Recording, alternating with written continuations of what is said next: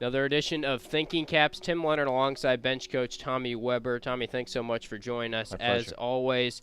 And I want to talk today about the mental side of baseball when you allow some big innings. We've seen this with the Whitecaps recently where they've been playing 4 or 5 good innings in a row, and then as a pitching staff they allow 4 or 5 earned runs in one inning, and that's kind of been the difference in a lot of these games that have ended up being pretty close. It's just that one big inning.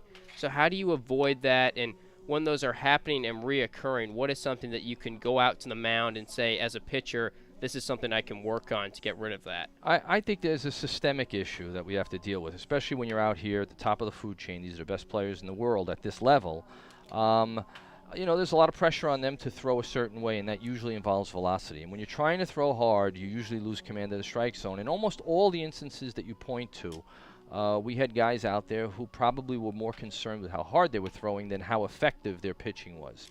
And I think there are a number of schools of thought now that are very prevalent out there which sort of focus more on velocity and less on command and control and effectiveness. I mean, I have my own saying is, how hard would you be throwing if you didn't know how hard you were throwing? And if the only barometer for your success was you were getting guys out, I think we could stand to get rid of the guns a little bit or have them a little less prevalent in game situations so that pitchers could just battle and scuffle and learn how to get guys out. I believe getting guys out is as much a skill as anything else, and sometimes out here in this sort of audition mentality, that's lost. Yeah, when we've talked about this a little bit off air, and you're a proponent of maybe even not even clocking a pitcher until they're at a certain age, right? Yeah, I would be all for. I think it should be outlawed that you track and in any way document velocity of young kids, because what it does is it turns the game into an arcade game, and it really gives a disproportionate advantage to the bigger kid anyway. I mean, when kids are 12, the kid who's the best is the biggest Right. kid.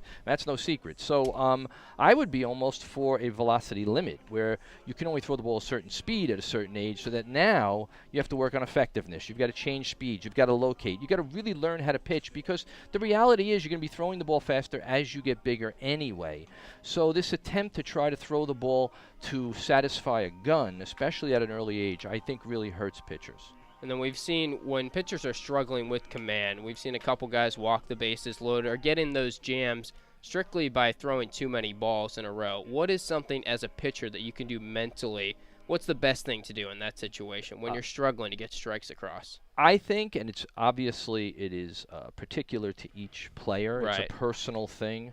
But overall, I would think fat part of the strike zone. I think too often we try to nibble and think that you have to make the perfect pitch, and you give the hitters way too much credit. Guys don't hit 400 or 500 in BP. You know, they make out 70% of the time. The odds are always with throwing the ball over the plate. When you think you can only throw it to the edges, it really diminishes your ability to throw strikes when you need to. Yeah, we saw a guy yesterday for Bourne who doesn't have a ton of velocity, not one of those guys that's going to wow the scouts with his velocity, but he was throwing a lot of strikes, and a lot of strikes on the corners, just good placement. Absolutely. Changing speeds, never above the belt. Most of his misses were down. That's another thing I think pitchers need to focus on a lot more.